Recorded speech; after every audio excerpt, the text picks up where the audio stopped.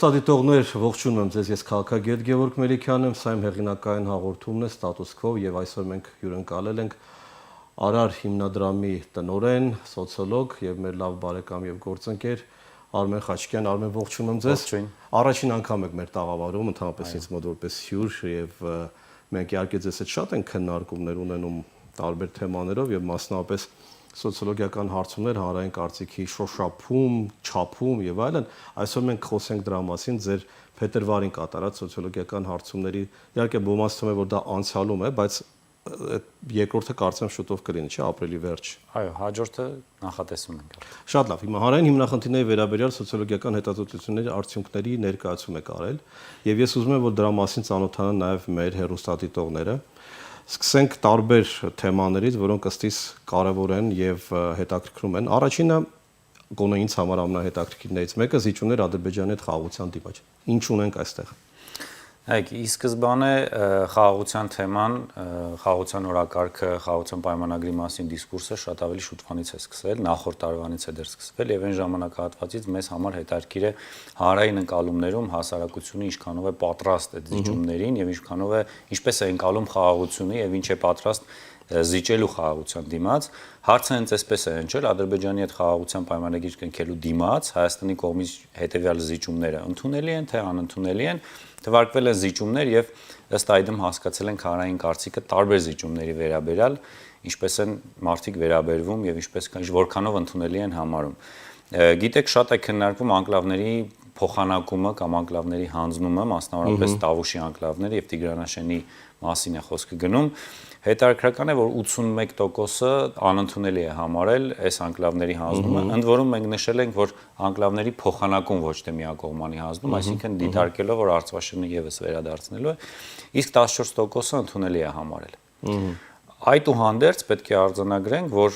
խաղաղության պայմանագրի մասին դիսկուրսը 14%-անոց հաջողության է հասել եւ մարդիկ այն որ քննարկվում որ պետք է փոխանակվեն անկլավները եւ զիջումների միջոցով հասնեն խաղաղության, փաստացի 14%-ը դա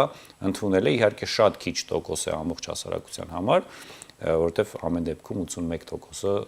անընդունելի է համարում։ Դուք ասել եք այդ նաև սահմանադրությունում փոփոխությունների կատարում Ադրբեջանի Այո, պահանջով։ հաջորդ պնդումը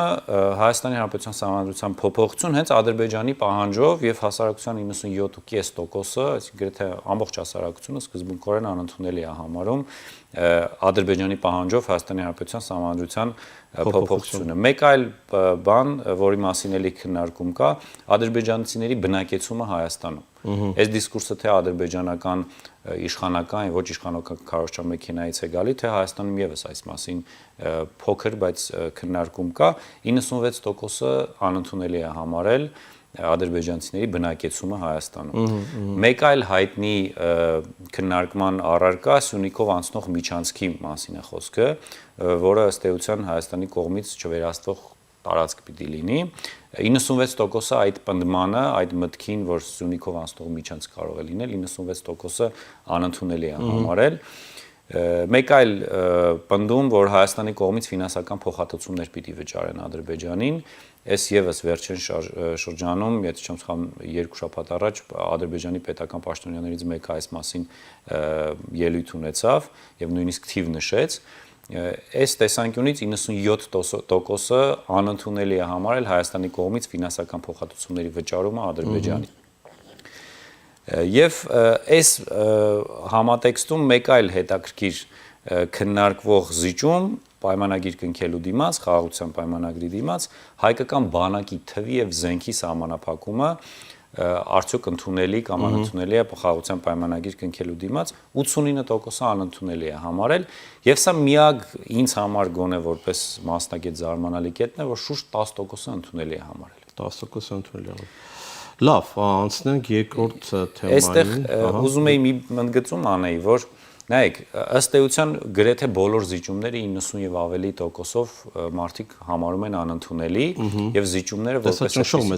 ճնշող մեծամասնություն, բայց եւ այնպես սա չի նշանակում, որ երբ որ լինի խաղաղության պայմանագիր եւ զիջումներից որևէ մեկը կամ մի քանիսը լինեն, 90%-ը պիտի դուրս գա փողոց կամ 90%-ի ընդվզումը պետքա ֆիզիկապես արտահայտվի։ Այդ ձեր ասած վերջինից բխեցնելով նոր պատերազմի պատրաստությունը, սա ինչ թվեր ունեք։ Այսինքն ես ունեմ մարշավ, բայց Հա, Հայաստանը մենք մի քանի տարբեր հարցերով փորձում ենք հասկանանք պատերազմի վերաբերյալ մարդկանց ընկալումները եւ հարցրել ենք Հայաստանը հիմա արդյոք պատրաստ է նոր պատերազմի թե ոչ։ Եվ մեր վերջի 1 ամիս առաջվա հետազոտությամբ 75%-ը հասարակության հարցվողների պատասխանել է, որ ինքը պատրաստ չի, Հայաստանը պատրաստ չի նոր պատերազմի։ իրենց կարծիքով Հայաստանը չի կարող Այո, պատրաստ լինել պատերազմի։ Մինչդեռ նախորդ տարի 63%։ Ընդ որում, այո, նախորդ տարի, այսինքն մոտարապես 12%-ով աճել է այն ցուցանիշը, որ մարդիկ ավելի շատ են կարծում, որ Հայաստանը պատրաստ չէ պատերազմի։ Եվ նույնիսկ այս պարագայում վերադառնալով նախորդ հարցին, երբ որ մենք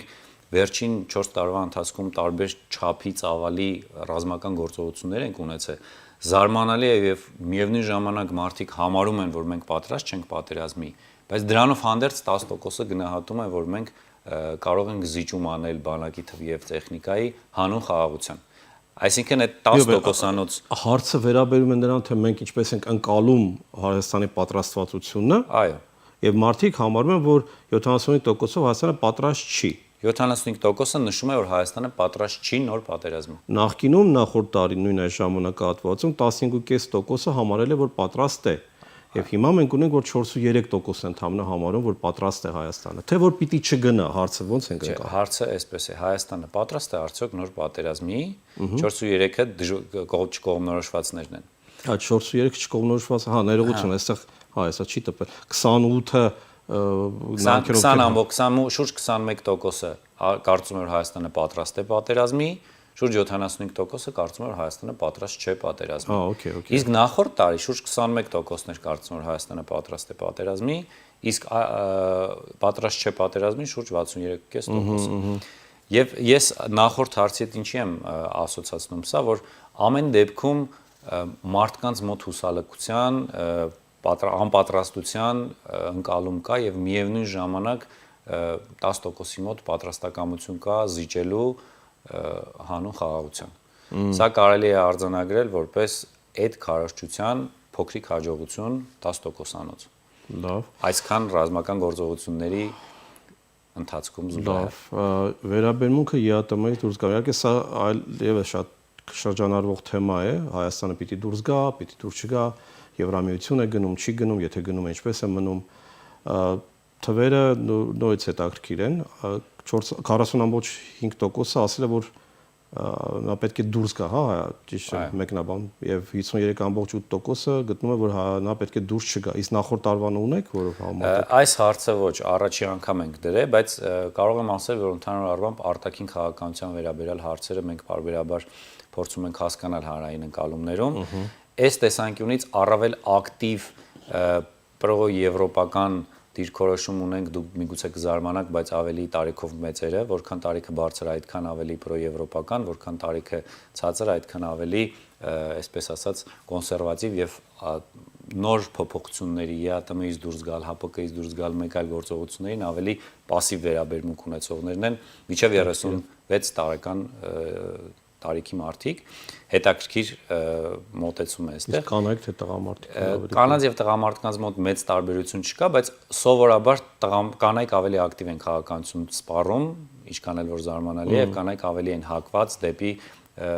պրո-եվրոպական մոտեցմանը, բայց ֆոկուսը շատ փոքր է տարբերությունը, բայց կա նման տենդենց։ ԵԱՏՄ-ից դուրս գալուն պետքա զուգահեռ դիտարկել նաեւ ՀԱՊԿ-ից դուրս գալու մասին։ Դե դա առանձին ուզում եք դա բան անենք, հա, նայենք։ Օրինակ Հայաստանը պիտի անհապաղ դուրս գա ՀԱՊԿ-ից, այս հարցը վերջին հետազոտությամբ կարելի է ասել երկու մասի են բաժանվել հանրային կարծիքի դիրքորոշումները, շուրջ 47.5%-ը ասում է, որ պետք է դուրս գա, շուրջ 47.5%-ը ասում է, որ պետք չի դուրս գալ եւ ընդամենը մոտ 5%-ն է, որ չի կողմնորոշվում։ Այստեղ հետաքրքրական է, որ նախորդ տարի շուրջ 50% էր մարդիկ, ովքեր որ ասում էին, որ Հայաստանը պիտի անհապաղ դուրս գա ՀԱՊԿ-ից։ Սա երկու դիտարկում եմ ուզում անել։ Առաջինը նա է, որ առհասարակ ՀԱՊԿ-ից, ԵԱՏՄ-ից եւ Ռուսաստանի հետ ասոցացվող տարբեր կառույցների վերաբերյալ նեգատիվ դիրքորոշումը քիչ-քիչ անկում է ապրում, այսինքն նախկինում ավելի նեգատիվ էր, հիմա ավելի պոզիտիվ, համեմատաբար։ Եվ երկրորդ դիտարկումը ուզում եմ անել, որ մեր հասարակությունը էականորեն բևեռացված է եւ արտաքին քաղաքականության վերաբերյալ ընկալումներում շատ տարանջատված են իրարից եւ կարելի է ասել մի մասը շատ պրոեվրոպական արևմտյան ինտեգրացիոն մոդելների կողմնակից է, իսկ մեկ այլ մասը ավելի կոնսերվատիվ կամ պրոռուսական, իրանական, հնդկական։ Հիմա այստեղ այս վերաբերմունքը հապկից դուրս գալուն սլայդում մենք տեսնում ենք, որ շատացել են այն մարդկանց քանակը, որոնք դեմ են դուրս գալուն, հա։ Եղել է 39-ը, հիմա դարձել է 47.5։ Այո։ Իսկ կողմնակիցներին է դուրս գալուն եւս մի փոքր նվազել է։ Այո։ Այս նաև դուք որպես քաղաքագետ կարող եք մեկնաբանել թե ինչպես է ստացվում։ Ես իմ մեկնաբանությունը գիտեք միշտ եղել է այն, որ քարոզչությունը եւ նարատիվները, որոնք իշխանական ընդհանրապես մեդիաներ բոլոր երկրներում ընդորում, այսինքն խոսքը միայն Հայաստանի մասին չի, իշխանական մեդիան միշտ կառավարական, այսպես ասած, ազդեցության տակ գտնվող մեդիաները, որ նարատիվը ուզում են, դա բերում են առաջի պլան եւ հանրությունը անկախ իրենից սկսում է սպառել այդ եւ մտածում որ դա իր մտածողություն ինքն է այդպես կարծում, իր ենթագիտակցության մեջ է մտնում։ Հիմա դուք էլ նշեցիք, ինձ թվում է այդ նարատիվը մի փոքր թուլացել է հենց նույն իշխանության մեջ, հետեւաբար ինքը տենց ալիքաձև հասել է նաեւ ավելի ցածրում, այսպես ասած, գտնվող սպառողներին։ Այո, նաեւ հանրային ընկալումը առհասարակ ֆիլմ սպառելու քաղաքականություն սպառում է այնպես, ինչպես ֆիլմը կսպառեր, մուլտֆիլմը կսպառեր, այսինքն դիտարկում է ուժեղի, թույլի, բարու, չարու միջև եւ այդպես པարզ, հա։ Շատ པարզ, երբ որ դիտարկում է, որ Ամերիկայում հաղթել են, այսպես ասած, ավելի կոնսերվատիվ ուժերը եւ կա էական հակամարտություն նույնիսկ կարելի ասել արևմտյան երկրների, եվրոպական երկրների եւ Ամերիկայի միջև եւ այստեղ դիտարկում է, որ Ամերիկան փորձում է Ռուսաստանի Դաշնության հետ հարաբերությունների ձևավորում սկսել, այս տեսանկյունից արդեն եվրոպական երկրների նկատմամբ մեծ ակնկալիքները հանրության շրջանում սկսում են նվազել։ Այսինքն իրենք ուժեղի հիմնական մի քիչ մանկական բան կա այդ, առանց վիրավորական բան, այսինքն ինչպես որ երեխաներն են տեսնում թե մեծերը ինչն են լավ ասում կամ վատ իրենք էլ ակամայից հակվում են, այդպես մտածում, այդպես էլ սովորական սպառողը, եթե տեսնում են որ այդպես մեծ ջաջաները այսպեսի բաներ են ասում, իրենք էլ ակամայից մտածում որ դա ճիշտ է դա երևի, հա։ Նայեք, ես մի ֆուտբոլային օրինակ բերեմ, նայեք, եթե դուք օրինակ Վրաստանի օրինակը չբերեք, էլ։ Ոչ։ Եթե դուք օրինակ որևէ ֆուտբոլային, օրինակ իսպանական ֆուտբոլային թիմերից մեկի, օրինակ Ռեալ Մադրիդի երկրպագու եք, բայց եկել եք Գերմանիա եւ նայում եք օրինակ Բավարիայի, Մյունխենի Բավարիայի եւ Դորտմունդի Բորուսիայի խաղը։ Այդ ժամանակ հակված եք երկրպագելու այն թիվին, եթե երկու թիմի նկատմամբ ոչ մեկի, ով ուժեղ է, բնականաբար։ Այսինքն ուժեղին է նախապատասխանը։ Ես Ռեալին սկսեցի տենց երկրպագել, որտեղ Ռեալը ուժեղ է ժամանակ միշտ։ Հավանաբար։ Ես ինձ միևնույն է Ռեալը թե Բարսելոնան, ես դրամա ես Հայաստանում չեմ ասկեն, չեմ մարդիկ իրար հոշոտում, թե ով է ավելի հիսեր ասում։ Անօգուտ բանավաճ է, բայց այդուհանդերձ օրինակս նրանում էր, որ մարդիկ հանրային ընկալումներում հասարակությունը ավելի շատ նախընտրում է, եթե իր երկիրը չի, Հայաստանը չի, այլ երկրներն, հակված է բնականաբար ավելի ուժեղին աջակցելու, ուժեղի կամ տրենդին հետևելու, տրենդին հետևելու, որը տրենդային է, նրան էլ հետևել։ Շատ լավ, Արմեն, Եվրամիության անդամակցության հեռանկարը, սա կարևոր թեմա է, քանի որ թեև հիմա ես տեսնում եմ, որ առանձնապես մեծ փոփոխություն չկա, սա այն ժամանակ է եղել, որ օրենքը ընդունված է, թե դեռ օրենքը ընդունված չէր, այդպես ասած։ Օրենքը ընդունված եղած ժամանակ է եղել, առհասարակ Եվրամիության վերաբերյալ ընկալումները բավականին բարձր են, եւ հասարակության կեսից ավելին հավատում է, որ Հայաստանը կարող է միանալ Եվրամիությանը։ Որոշակի անկում կա, բայց 43.4%-ն է հավատում, հա։ Այո։ Որոշակի անկում կա, բայց այդուհանդերձ հնարավոր է 53.9 թե 43.9 շուրջ 54%-ը 54%-ը հավատում է։ Հավատում է, կեսից ավելին հավատում է, որ Եվրամիությանը բայց հետաքրքիր որ սա ավելի ցածր է, քան նախորդ տարվա, հա։ Այո։ Նույն լոգիկայի համատեքստում, որ նախորդ տարվանից մինչև վերջին 1-2 ամիսը Եվրամիության նկատմամբ շատ պոզիտիվ վերաբերմունքը մի քիչ անկում ապրել։ Մի քիչ անկում ապրել, հետաքրքիր է։ Եվ 43.4%-ը չի տեսնում, որ մոտակայքում այստեղ եւս այդ նույն բևեռացումը կա։ Այսինքն զգալի ամեն դեպքում գրեթե կիսվում են, երկու մասի են բաժանվում այս հարցի։ Իսկ սա ուղղակիորեն փոխկապակցված է Ռուսաստանի մասին ընկալումների փոփոխության հետ, թե սա առանձին ինքը մի սեգմենտ է, որը առանձին կյանքով ապրում, այսինքն մեկը մյուսի հետ կորելացիա չկա։ Ուղղակիորեն հետազոտություն չեմ արել այդ մասով, բայց կարող եմ գնահատել, որ Եվրամիությանը անդամակցության ջատագովները հավանաբար Ռուսաստանի քաղաքականությունից դժգոհներն են, Ռուսաստանի ակնկալվող Հայաստանին աջակցությունը չտեսածները, եւ դա նպաստում է Ռուսաստանի նկատմամբ ատելություն կամ նեգատիվ վերաբերմունք ձևավորի, ինչն էլ ինքնաբերաբար հանգեցնում է եվրոպական երկրների նկատմամբ պոզիտիվ վերաբերմունքի եւ հակառակը, հա, եւ այնտեղ նվազում են, դեռ ավելի, ասենք, այդուհանդերձ ես կարծում եմ սրանք շատ արագ փոփոխվող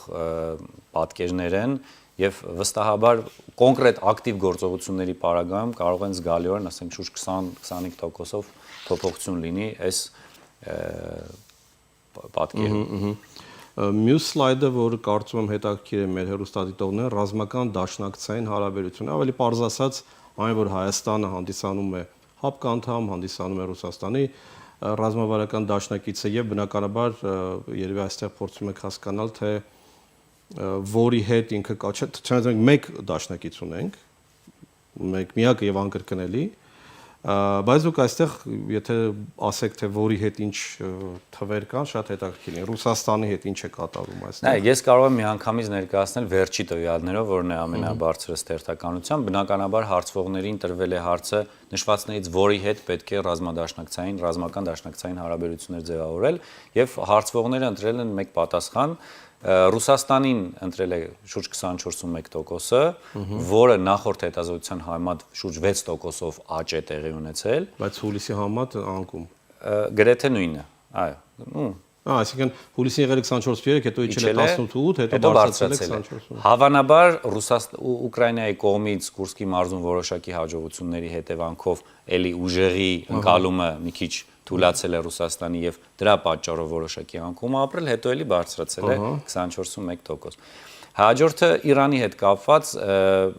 էականորեն բարձրացել է շուրջ էլի 24%, կարծում եմ որ Հայաստանը պիտի ռազմադաշնակցային հարաբերություններ Իրանում դուք ունեք 18.2 ունեինք 12 հուլիսին, հետո աճել է մինչև 26.5 հոկտեմբերին եւ փետրվարին 23.7%։ Հա, մեջտեղին մի րոպե դուք այստեղ, հա, ներողություն, հա, այսօր գույները մի փոքր հասկացա, 18.2, 26.5 բարձրացել, հետո նույնից իջել է։ 24, շատ փոքր է իջել, այսինքն այս 26.5-ից 24 է իջել ամեն դեպքում։ Հա, այս դեպքում հսկայական ազդեցություն ունենում Սյունիքի մարզի հետ կապված Իրանի Հանրապետության պետական մարմինների հայտարարությունները, պաշտոնյաների ու նաև ուղղակի ֆիզիկական կապը երկրի տարածքային սահմանը, որը ունենք նրա հետ, ԱՄՆ-ի հետ կապված զգալի աճ կա ԱՄՆ-ին, այսպես ասած, որպես ռազմադաշնակցային հարաբերության մեկնարկ պատկերացնողները, շուրջ 22%-ը պատկերացնում որ Հայաստանը պետք է ռազմադաշնակցային հարաբերություններ ձևավորի հենց ԱՄՆ-ի հետ, իսկ օրինակ հոկտեմբերին դա ընդամենը շուրջ 15% էր։ Արմեն, բայց մի բան էլ այստեղ մենք Ռուսաստանը դե ֆակտո ունենք, դե յուրել ունենք, հա։ Իսկ նրանց հետ չունենք, արդյոք ճիշտ է բոլորին միևնույն հարցության մեջ դնել եւ հարցը այդպես տալ, չէ՞ որ Ռուսաստանի հետ միգուցե պետք է խոսել որակի, դժգոհության, չգիտեմ, փոփոխության մասին, նրանց հետ արդյոք ճիշտ է համարում, որ նրանց հետ ինչ-որ քայլեր անենք։ Նայեք, այստեղ շատ բարձ պատասխան կարող եմ տալ, եթե 24%-ն է ընդամենը ասում, որ պետք է հարաբերություններ ձևավորվի, ակնհայտորեն մնացած մասը չի ուզում որ Ռուսաստանի հետ հարաբերություններ ձևավորի։ Չէ, բայց մենք արդեն ունենք այդ հարաբերությունը, այսինքն այստեղ այլ հարց է որ դու դժգոհ ես, միգուցե 24%-ը դժգոհ է, բայց այլ բան է որ նրանք հարց տանք, իսկ դուք ուզեք որ մենք դուրս գայինք Ռուսաստանի այդ դաշնակցային հարաբերություններից եւ փորձենք այլ երկրների հետ կառուցել, կամ պետք է զուգահեռ կառուցել միգուցե։ Նկատում եմ ճիշտ է նույն հարցության վրա դնել։ Ուղղակիորեն նման հարց չունենք, բայց ընդհանուր առմամբ հարակից հարցեր են եւ այսպես ասած պլյուս-մինուս շատ մոտ պատասխաններ ենք ստանում։ Հնդկաստանը մենք վերջին հետազոտությամբ շուրջ 7%-ը, 7.3%-ը նշել է, նախորդ հետազոտությամբ 6.8%-ներ նշել, որ Հնդկաստանի հետ կարող են ռազմադաշնակցային հարաբերություններ։ Դա էլի քարոզչության հետ է կապված, որտեղ ասում են, որ մենք իրենց շատ կարևոր ենք, մենք զենք ենք առնում, տեսեք մենք այնտեղ, եւ դրանից մարդիկ սկսել են Հնդկաստանը բացի հնդկական ֆիլմերից նաեւ իմանալ, որ կան հնդկական զենքեր։ Այո, նաև հնդիկների միգրացիոն արկայություններից ֆիզիկական արկայությունը մեր երկրում եւս դեր է խաղում Եվրամիության երկրներին, մասնավորապես օրինակ Ֆրանսիա, Գերմանիա եւ այլ երկրների հետ ռազմադաշնակցային հարաբերություններ ձևավորելուն կողմ է արտահայտվել հարցվողների 20%-ը, մինչդեռ նախորդ հետազոտություններում այդ տոկոսը 29% էր։ Սա այն էր, ինչ քիչ առաջ խոսում ենք, շուրջ 10%-ով, այո, իջել է Եվրամիության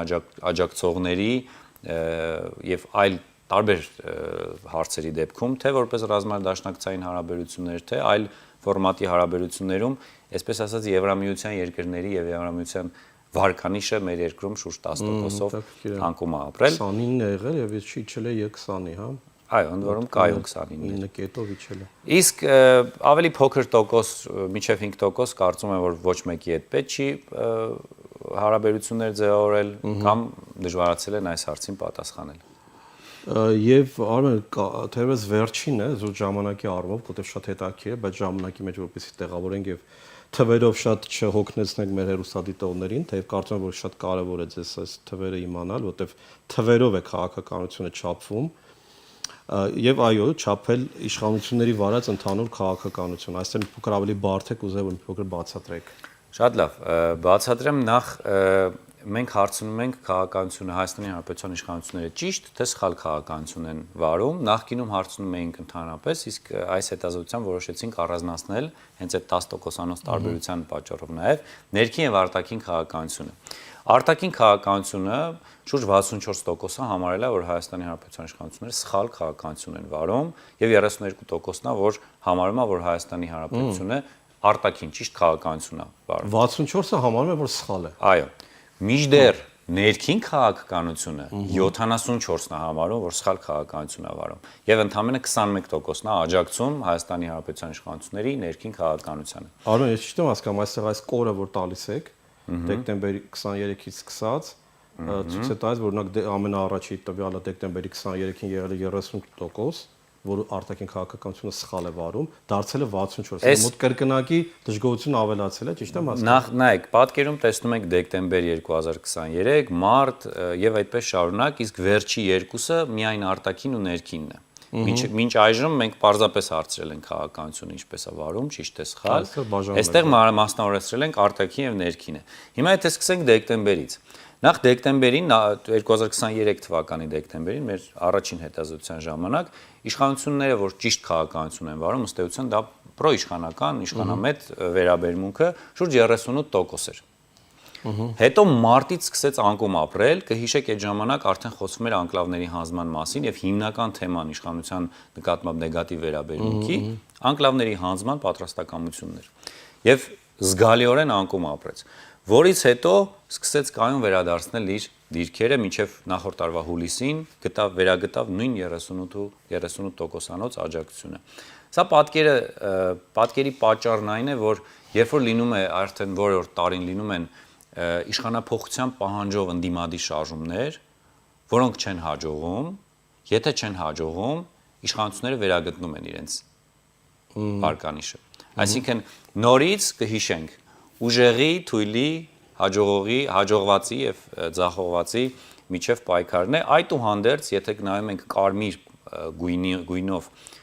սյունակին, 30% է եղել 2023 թվականի դեկտեմբերին իշխանության վարած քաղաքականությունը սխալ համարողները, այնուհետև կտրուկ բարձրացել է 50 եւ այդպես 50-ից շարունակել է բարձրանալ, իսկ վերջի հետազոտությամբ արդեն 64-74, ինչը նշանակում է, որ հակաիշխանականությունը էականորեն աճում է։ Բայց միևնույն ժամանակ ուզում եմ հիասթափեցնել ընդդիմադիրներին, որ ճակերտավոր ասած, որ այս հակաիշխանականությունը չի վերաճում ընդդիմադիր որևէ ուժի կողմից աջակցության։ Իսկ եւ վերջին հարցը թերևս, սա արդյոք նշանակում է, որ ընտրության ժամանակ իրենք ընտրելու են այլ ուժի բացի իշխանությունից։ Հավանաբար այո, բայց քանի որ հանրային կարծիքը միշտ չի որ ուղղակիորեն արտացոլում է ընտրական վարքագիծը, այդուհանդերձ այո, հավանաբար 74%-ը չի ընտրելու գործող Հայաստանի Հանրապետության իշխանություններին, բայց այդ 74%-ը միգուցե նաև չգնա որոշ մասը ընտրություններին, ինչը ել ավելի կմեծացնի այս 21%-անոց իշխանությունների աջակցությունը։ Արմեն, շատ շնորհակալ եմ։ Ես եմ շնորհակալ։ Շնորհակալ եմ նաև մեր հեռուստադիտողներին, որոնք վստահ եմ ուշադրությամբ հետևեցին եւ փորձեցին հասկանալ այս թվերի մեջ թե որտեղ է իրենց նախընտրությունը։ Շնորհակալություն, մենք հյուրընկալեցինք Արար հիմնադրամի տնօրեն, սոցիոլոգ Արմեն Խաչիկյանին, ձեզ հետ էր քաղաքագետ Գյորգ Մելիքյանը։ Հաջողություն ձեզ, մնացեք Եվրամեդիա 24-ի